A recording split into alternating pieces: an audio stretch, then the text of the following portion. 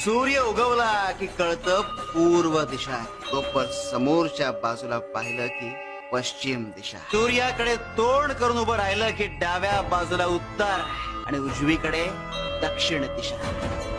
म्हणून तुला सूर्य बनायचं.